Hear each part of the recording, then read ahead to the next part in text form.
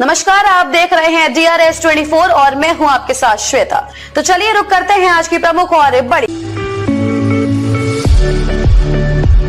अब आपको बेटी की शादी की कोई टेंशन नहीं लेनी। संस्था करेगी आपकी मदद। आप शादी घर से भी कर सकते हो और संस्था द्वारा सम्मेलन से भी कर सकते हो।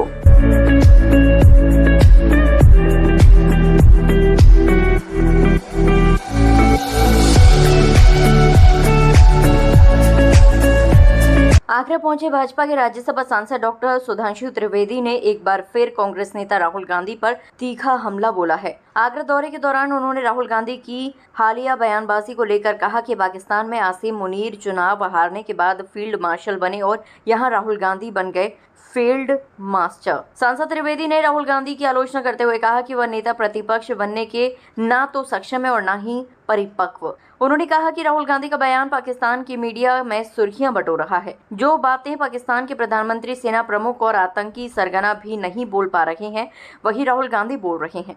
त्रिवेदी ने तंज कसते हुए कहा। उन्होंने विपक्ष की ट्रंप पर आधारित रणनीति पर भी कटाक्ष करते हुए कहा कि अगर विपक्ष को डोनाल्ड ट्रंप के बयान पर भरोसा करना है तो फिर उन्हें उनके दर्जन भर उलझे हुए बयानों को भी मान लेना चाहिए। भाजपा नेता ने उत्तर प्रदेश में कांग्रेस की स्थिति पर चुटकी लेते हुए कहा, कभी यूपी कांग्रेस का गढ़ हुआ करता था, आज हालात ये है कि जितना पैमाने में छोड़ते थे उतना ही कांग्रेस को मैखाने में मैसर नहीं। सुधांशु त्रिवेदी ने मोदी सरकार के 11 साल पूरे होने पर सरकार की उपलब्धियां भी गिनाई। उन्होंने कहा कि भारत की नीतियों और नेतृत्व को आज पूरी दुनिया सम्मान की दृष्टि से देख रही है। ऑपरेशन सिंदूर इसका बड़ा उदाहरण है, जिससे हमारी सेना और सरकार की निर्णायक कार्यवाही दिखाई दी।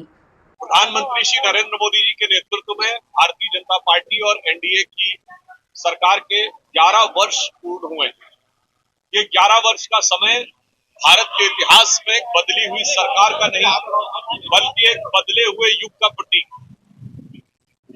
इस सरकार के कार्यकाल में हमने देश की समृद्धि, देश की सुरक्षा, देश की सामाजिक समरसता और देश के सांस्कृतिक गौरव, इन चारों आयामों में प्रधानमंत्री श्री मोदी जी के नेतृत्व में अभूतपूर्व, ऐतिहासिक और युगांतकारी कार्य किए। सर्वप्रथम मैं बताना चाहता हूं कि विकास के क्षेत्र में जो हम लोगों ने कार्य किए हैं वो किसी से छुपे नहीं। 34 किलोमीटर प्रतिदिन की नेशनल हाईवे बन रही है। रेलवे रूट्स का पूरी तरीके से इलेक्ट्रिफिकेशन हो गया है। जो एयरपोर्ट थे उनकी संख्या दोगुनी से अधिक हुई है। 23 एम्स हो गए हैं, 8 नई IITs और 7 नए IIMs बने हैं, 490 से अधिक यूनिवर्सिटीज बनी है, 325 के लगभग नए मेडिकल कॉलेज बने। और कोई भी विकास का क्षेत्र हो वो तब तक सार्थक नहीं हो सकता जब तक हर अंतिम सीढ़ी पर खड़े हुए व्यक्ति तक उस विकास की किरण न पहुंच जाए। तो इस समय 4 करोड़ से अधिक प्रधानमंत्री आवास बने हैं, 12 करोड़ घरों को शौचालय मिला है, 15 करोड़ घरों को नल से जल मिला है, 81 करोड़ लोगों को अनाज मिल रहा है।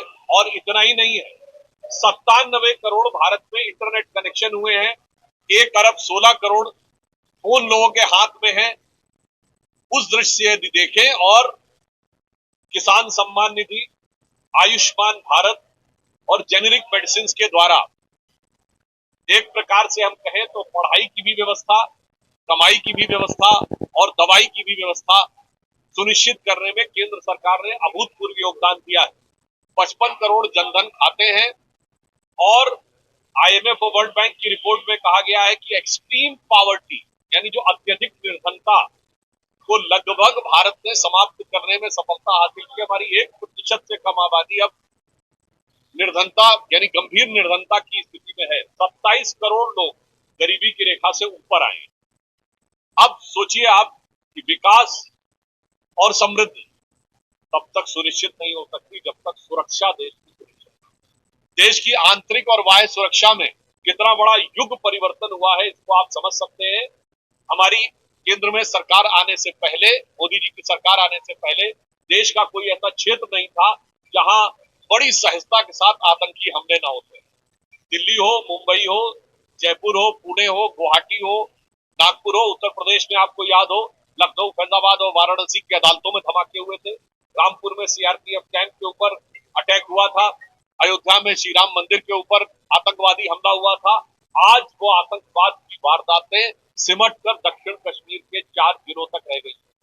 नक्सलवाद, जिसे पूर्व प्रधानमंत्री मनमोहन सिंह जी ने सबसे बड़ी समस्या बताया था, हमारे गृह मंत्री अमित शाह जी ने साफ कहा है कि मार्च 2026 तक वह समाप्त होगा।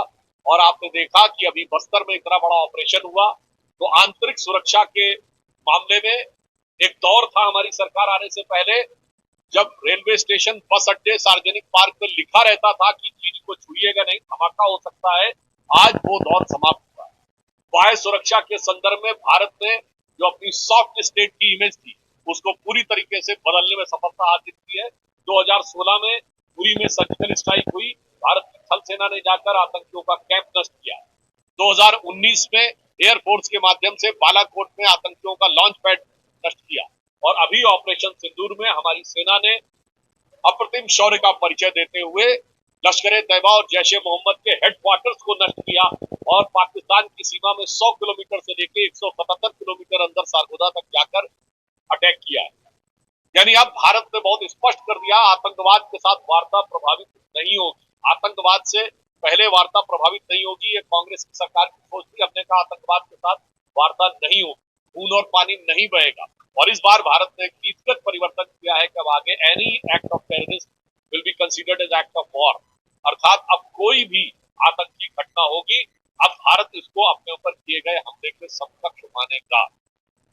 और कोई भी देश समृद्ध भी हो जाए, सुरक्षित भी हो जाए और जन जन तक विकास भी पहुंच जाए, वह तब तक सार्थक नहीं होता जब तक उस देश की सांस्कृतिक पहचान और सांस्कृतिक गौरव किसी के सामने ना हो। सांस्कृतिक गौरव के लिए याद करिए, प्रधानमंत्री जी ने पहली विदेश यात्रा की थी तो श्रीमद् भगवत गीता भेंट, उसके उपरांत योग दिवस को अंतर्राष्ट्रीय मान्यता दिलवाई। और उसके बाद आप देखिए, अयोध्या में भव्य श्री राम मंदिर, करतारपुर साहिब कॉरिडोर, उज्जैन में महाकाल का कॉरिडोर, और इन सारी चीजों के द्वारा भारत के सांस्कृतिक गौरव और संस्कृति को भी एक नया बल और आत्मबल पहुंचाने का कार्य प्रधानमंत्री मोदी जी ने किया है। इसलिए हम ये कह सकते हैं कि चारों ही आयाम पर हमारी केंद्र सरकार ने इन 11 वर्षों में भारत में एक नए युग की स्थापना की। ये 11 वर्ष आजादी के बाद के पहले 11 वर्ष है जब भारत ने पाकिस्तान के साथ कोई ऑफिशियल बायलैटरल डायलॉग नहीं किया, कोई औपचारिक द्विपक्षीय वार्ता नहीं की। इसलिए और इस समय हमारा फॉरेन एक्सचेंज रिजर्व $700 बिलियन से ऊपर है। हम चौथी बड़ी अर्थव्यवस्था बन गए हैं, चौथे बड़े स्टॉक एक्सचेंज बन गए हैं, तीसरे बड़े ऑटोमोबाइल के मैन्युफैक्चरर बने हैं। आप सब मोबाइल हैंडसेट यूज करते हैं, दूसरे बड़े मोबाइल हैंडसेट के मैन्युफैक्चरर हैं। और वो भारत जिसके बारे में कहा जाता था कि टेक्नोलॉजी की समझ यहाँ लोगों को कम है, आज डिजिटल ट्रांजैक्शन में भारत दुनिया का नंबर 1 देश है। और इसीलिए संपूर्ण विश्व आज भारत की इस क्षमता को स्वीकार कर रहा है। हम लोगों के बचपन में होता था कि कैम्ब्रिज और ऑक्सफोर्ड से जाके लोग सीखने जाते थे। आपने देखा होगा कुछ महीने पहले कैम्ब्रिज ने एक स्टडी लगाई है कि मोदी जी के नेतृत्व में भारत ने डिजिटल ट्रांसफॉर्मेशन इतना बड़ा कैसे कर दिया। जापान के प्रधानमंत्री आए और उन्होंने कहा कि भारत के डिजिटल ट्रांसफॉर्मेशन और डिजिटल पेमेंट से वो सीखना चाहिए। तो मैं अंत में इस पंक्ति के साथ अपना निवेदन समाप्त करता हूं कि जो कुछ हमने इन 11 वर्षों में प्राप्त किया है, स्वप्न देखा था कभी, वो आज हर धड़कन में है।